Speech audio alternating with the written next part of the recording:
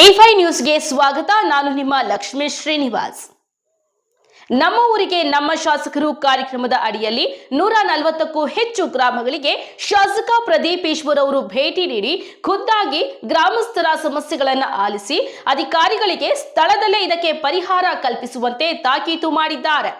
ನಂತರ ಮಾತನಾಡಿದ ಶಾಸಕ ಪ್ರದೀಪ್ ಈಶ್ವರ್ ಅವರು ಮಾಧ್ಯಮದವರ ಪ್ರಶ್ನೆಗಳಿಗೆ ಉತ್ತರಿಸಿದ್ದು ಹೀಗೆ. ಹೌದು, ಶಾಸಕ ಪ್ರದೀಪ್ ಈಶ್ವರ್ ನಮ್ಮ ಊರಿಗೆ ನಮ್ಮ ಶಾಸಕರು ಕಾರ್ಯಕ್ರಮದ ಅಡಿ ಭೇಟಿ ನೀಡಿದ ಗ್ರಾಮಗಳಲ್ಲಿನ ಸಮಸ್ಯೆಗಳು ಬೃಹದಾಕಾರವಾಗಿ ಹುತ್ತದ ರೂಪದಲ್ಲಿ ಬೆಳೆದು ನಿಂತಿರುವುದು ಬೆಳಕಿಗೆ ಬರುತ್ತದೆ. ಅಂದಹಾಗೆ ಗುರುವಾರ ಶಾಸಕ ಪ್ರದೀಪ್ ಈಶ್ವರ್ ಕೇತೇನಹಳ್ಳಿ, ಕೊತ್ತೂರು, ಆನೆಮಡುಗು, ಸಾದೇನಹಳ್ಳಿ ಗ್ರಾಮಗಳಿಗೆ ಭೇಟಿ ನೀಡಿದ್ರು. ಹೋದಲ್ಲಿ ಬಂದಲ್ಲೆಲ್ಲ ಶಾಸಕರಿಗೆ ಮಹಿಳೆಯರು ಆರತಿ ಎತ್ತಿ ಬರಮಾಡಿಕೊಂಡರು. ಅಭಿಮಾನಿಗಳಂತೂ ಹೂಮಳೆಗೈದು ಸಂಭ್ರಮಿಸಿದ್ದಾರೆ. ವಿಶೇಷ ಏನಪ್ಪಾ ಅಂದ್ರೆ ಈ ಎಲ್ಲಾ ಗ್ರಾಮಗಳಲ್ಲಿ ಬಹುಪಾಲು SC ST ಸಮುದಾಯದವರೇ ವಾಸವಾಗಿದ್ದಾರೆ. ಆದ್ರೆ ಎಂದಿಗೂ ಸಹ ಸರಿಯಾದ ರಸ್ತೆ ಇಲ್ಲ, ಚರಂಡಿ ಇಲ್ಲ. ಇದೆಲ್ಲ ಬಲಾಢ್ಯರ ಒತ್ತುವರಿಯೇ ಕಾರಣ ಎಂಬ ಸತ್ಯ ಬೆಳಕಿಗೆ ಬಂದಿದೆ. ಇದನ್ನ ಮನಗಂಡ ಶಾಸಕ ಪ್ರದೀಪ್ ಈಶ್ವರ್ ಒತ್ತುವರಿ ತೆರವುಗೊಳಿಸಲು ಅಧಿಕಾರಿಗಳಿಗೆ ಸೂಚನೆ ಕೊಟ್ಟಿದ್ದಾರೆ. 6 ತಿಂಗಳಲ್ಲಿ ರಸ್ತೆ ನಿರ್ಮಾಣ ಕಲ್ಪಿಸಿಕೊಡುವುದಾಗಿ ಭರವಸೆ ನೀಡಿದ್ದಾರೆ. ಅಷ್ಟೇ ಅಲ್ಲ, ಪಿಂಚಣಿ, ಪಡಿತರ ಸೇರಿದಂತೆ 10 ಹಲವು ಸಮಸ್ಯೆಗಳನ್ನ ಸ್ಥಳದಲ್ಲಿಯೇ ಅಧಿಕಾರಿಗಳಿಗೆ ಸೂಚಿಸಿ ಪರಿಹರಿಸಿದ್ದಾರೆ. ಕೊತ್ತೂರಿನಲ್ಲಿ ಹಿರಿಯ ವಯಸ್ಸಿನ ಅಜ್ಜರೊಬ್ಬರು ಪ್ರದೀಪ್ ಈಶ್ವರ್ ಅವರನ್ನ ಪದ ಹಾಡುವ ಮೂಲಕ ವಿಶೇಷವಾಗಿ ಆಶೀರ್ವಾದ ಮಾಡಿದ ರೀತಿ ಏನು ಶಾಸಕ ಪ್ರದೀಪ್ ಈಶ್ವರ್ ಅವರ ಭರವಸೆ ಕುರಿತು ಮಾಧ್ಯಮದವರ ಪ್ರಶ್ನೆಗೆ ಅನುದಾನ ಬೇಕು ನಿಜ, ಅದನ್ನ ನಾನು ಹೇಗೋ ತರ್ತೀನಿ. ನನ್ನ ಮನವಿಗೆ ಮುಖ್ಯಮಂತ್ರಿಗಳು ಹಾಗೂ ಉಪಮುಖ್ಯಮಂತ್ರಿಗಳ ಬಳಿ ಅಬ್ಜೆಕ್ಷನ್, ರಿಜೆಕ್ಷನ್ ಇರಲ್ಲ ಅಂತ ತಮ್ಮದೇ ಸ್ಟೈಲ್ನಲ್ಲಿ ಉತ್ತರ ಕೊಟ್ರು. ನನಗೆ ಮೀಟಿಂಗ್ಗಳ ಮೇಲೆ ನಂಬಿಕೆ ಇಲ್ಲ, ಮೀಟ್ ಮಾಡೋದ್ರ ಮೇಲೆ ನಂಬಿಕೆ ಇದೆ. ಅದಕ್ಕಾಗಿಯೇ ನಾನು ಗ್ರಾಮಗಳಿಗೆ ಭೇಟಿ ಕೊಡ್ತಾ ಇದ್ದೀನಿ ಅಂತ ಹೇಳಿದ್ದಾರೆ. ಭಾಳ ಇದೇನಂದರೆ ನೋಡಿ, ತುಂಬ ಹಳ್ಳಿಗಳಿಗೆ ನಾನು ಹೇಳ್ದಂಗೆ ನನ್ನೂರು ಹಳ್ಳಿಗೆ ನಾನು ಚುನಾವಣೆಗೆ ಮುಂಚೆ ಎಲ್ಲ ಹಳ್ಳಿಗೆ ಹೋಗೋಕ್ಕಾಗಲ್ಲ. ಬಟ್ ಈಗ ಹೋಗ್ತಿದ್ದೀನಿ, ಯಜ್ಞದ ಥರ ಹಾಕ್ಕೊಂಡಿದ್ದೀನಿ. ಪದ್ದೆ ಹಳ್ಳಿಗೂ ಸುತ್ತಾ ಇದ್ದೀನಿ. ಯಾವ್ಯಾವ ಊರಿಗೆ ಏನು ಕೇಳ್ತಾರೆ, ಈಗ ಈ ಊರಿಗೆ ಹೋದರೆ ರಸ್ತೆ ಕೇಳ್ತಾರೆ, ಏನು ಎಲ್ಲ ಮಾತಾಡಿ ಮತ್ತೆ ಹೋದ್ಮೇಲೆ ದುಡ್ಡು ಹಾಕಬೇಕಲ್ಲ ಸರ್. ಈಗ ನೋಡಿ, ಆವುಲ್ ಬೆಟ್ಟದ ರೋಡ್ ರಸ್ತೆ ಪ್ರಾಮಿಸ್ ಮಾಡಿದ್ದೀನಲ್ಲ, ಮ್ಯಾಕ್ಸಿಮಮ್ 6 ಮಂತ್ಸಲ್ಲಿ ಕೆಲಸ ಸ್ಟಾರ್ಟ್ ಆಗುತ್ತೆ. ಇದು ಕೆಲಸ ಸ್ಟಾರ್ಟ್ ಆಗುತ್ತೆ. ಮತ್ತು ಈ ಅನುದಾನ ಹೆಂಗೆ ಕೇಳೋದು, ಯಾರ ಹತ್ರ ಹೋಗಿ ಕೇಳೋದು. ಈಗ ನೋಡಿ, ನಾನು ಈ ಕಾರಲ್ಲಿ ಹೋಗೋಗಿ ಯಾರಿಗಾದ್ರೂ ಮಿನಿಸ್ಟ್ರಿಗೆ ಫೋನ್ ಮಾಡಿ, ಸರ್ ಒಂದು 10 ಲಕ್ಷ ರೂಪಾಯಿ ದಯವಿಟ್ಟು ಸರ್, ಆಯ್ತು ಲೆಟ್ರ್ ಕಳ್ಸಪ್ಪ ಅಂತಾರೆ. ಹಿಂಗೆ 10 ಲಕ್ಷ 20 ಲಕ್ಷ ತಂದು ಹಳ್ಳಿಗಳ ಮೇಲೆ ಹಾಕ್ತಾಯಿದ್ದೀನಿ. ನನಗೆ ಭಾಳ ಖುಷಿ ಇದೆ. ಈ ಹಳ್ಳಿಗಳು ಸರ್ ಪವರು ಟೆಂಪ್ರರಿ ಸರ್, ನಾನು ಅಂದ್ಕೊಂಡ್ರು ನನಗಂತೂ ಆತ್ಮಸಂತೋಷ ಇದೆ. ತೆಲುಗಲ್ಲಿ ಒಂದು ಮಾತಿದೆ, ಎಂತೈನ ಕೂಟಿಕೆ ಎನ್ನಾಳು ಬದುಕಿನ ಕಾಟಿಕೆ ಅಂತ.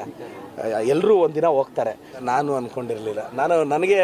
ನಾನು ಹೋದಾಗ ಅಂದ್ಕೊತೀನಿ, ನನ್ನ ಮನೆಯಲ್ಲೆಲ್ಲ ಹೇಳ್ತಿರ್ತೀನಿ, ಹೆಂಗಿದ್ದಾರೆ ಅಷ್ಟು ಕಷ್ಟದಲ್ಲಿ, ಮನೆಗಳು ಬೇಸಿಕ್ ಫೆಸಿಲಿಟಿ ಇಲ್ಲ, ಹೆಂಗೆ ಜೀವನ ಮಾಡ್ತಾರೆ.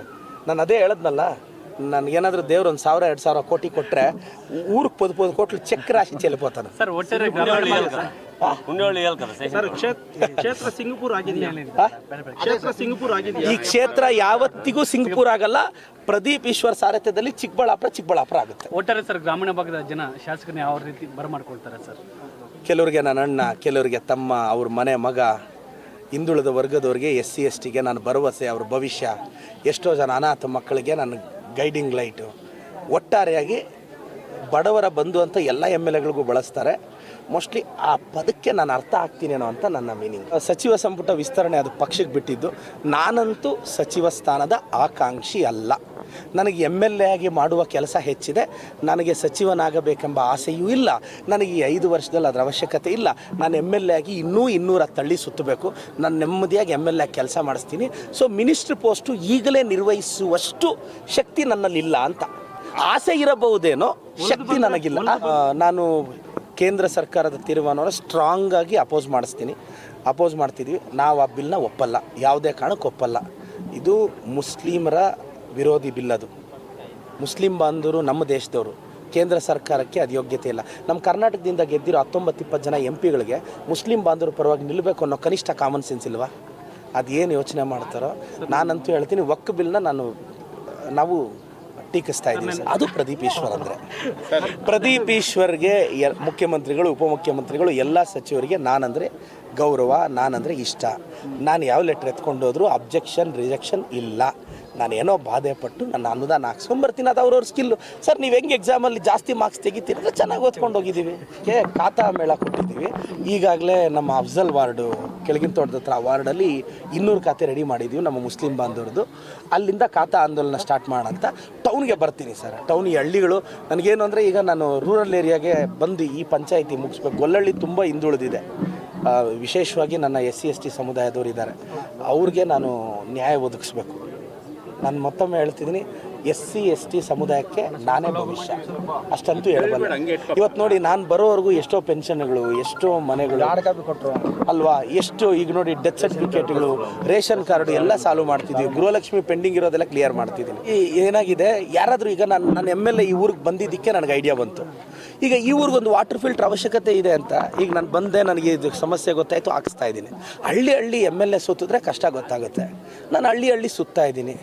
ನಾನು ಎಲ್ಲೋ ಕೂತ್ಕೊಂಡು ಬರೀ ಮೀಟಿಂಗ್ ಮಾಡೋವಂಥ MLA ನಾನಲ್ಲ. ನನಗೆ ಮೀಟಿಂಗ್ಗಳ ಮೇಲೆ ನಂಬಿಕೆ ಇಲ್ಲ, ಜನ ಮೀಟ್ ಮಾಡೋದ್ರ ಮೇಲೆ ನಂಬಿಕೆ ಇದೆ.